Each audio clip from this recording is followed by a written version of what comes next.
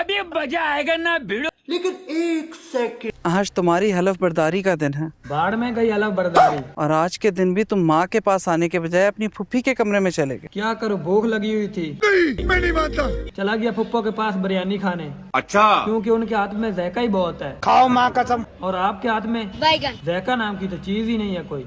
गजब बेइज्जती। तो उसके पास ही जाना था। नहीं बादशाह, तुम हमेशा से यही करते हो। तुम हमेशा अपनी फुफ्फी को अपनी माँ पे तरजीह देते हो। हाँ सही कह रही हो अम्मा। बैगन। जब मैं छोटा था तो बचपन में मुझे फुप्पो कुल्फी लेके देती थी, आप नहीं। अरे कहना क्या चाहते हो? लेकिन जब मैं आपसे कहता था कि मुझे कुल्फी लेकर दो, समझ रहे हो? आप तो मुझे कपड़े धोने वाले थापे से कुटती थी। नहीं। इसीलिए उन्हें तरजीह देना बनता है। आज के दिन, जिस दिन तुम्हें पहले अपनी माँ के पास आके दुआएं लेनी चाहिए थी, तुमने अपनी फुफ्फी को चुना। अम्मा, पेट दुआओं से नहीं भरता, अच्छा। पेट बिरयानी से भरता है। इसलिए दुआ लेने से पहले मैं बिरयानी लूंगा, क्योंकि पेट का मामला है। तुम्हें अपनी माँ के जज्बात और इज्जत का कोई ख्याल नहीं। अम्मा, बात अहमियत की नहीं है, बात बिरयानी की और उसमें डाले हुए गोश्त की है। ये क्या सुन रहा हूँ मैं? और आज उसे बिरयानी पकाने के लिए कच्चे चावलों की सख्त जरूरत है, और आप दे ही नहीं रही हैं उसे। अरे मुझे चक्कर आने लग गया अब।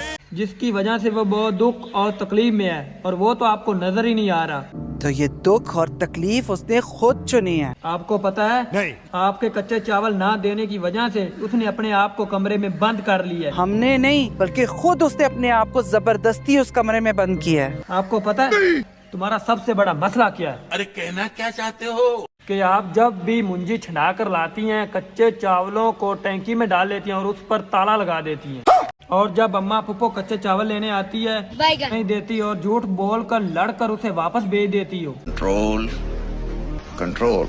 अगर आप अपनी कंजूसी और गुस्से को एक साइड पर कर कर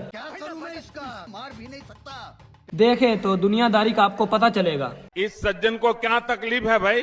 ये आपने कभी सोचा ही नहीं, आपकी ना की वजह से उसका कितनी बार दिल टूटा है और जख्मी हुआ है। जो बगावत इस हवेली की रवायात के आड़े आती है, उसे इसी तरह कुचल दिया जाता है। और खुर्शीद, उसने अपनी हर हरकत और बातों से हमेशा इस हवेली की रवायात को कमजोर करने की कोशिश की है।